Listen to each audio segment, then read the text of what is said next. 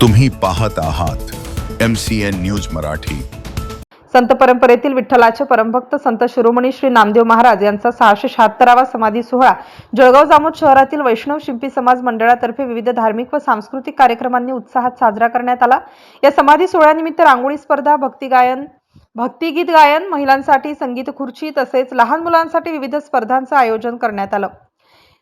11 August रोजी पालखीतून नगर प्रदक्षिणा काढत नामदेव महाराजांचा जयघोष करण्यात आला। त्यानंतर काला कीर्तन, आरती आणि महाप्रसादाचा कार्यक्रम झाला।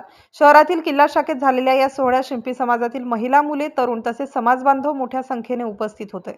मंडळाचे अध्यक्ष मोहन मुळतकर, उपाध्यक्ष श्याम फाळके, सचिव चंद्रकांत शिंदे यांच्यासह विकास बानईत, दीपक जोध, संजय ईश्वरे, संतोष मांडवकर, डॉक्टर मनोज बानईत, राजू जाधव, संजय जाधव, विनय जाधव, मोहन जोध, अरुण मुळतकर आदींनी कार्यक्रमासाठी परिश्रम घेतले। MCN न्यूज मराठीकरिता ज्ञानदेव राजनकर, जळगाव।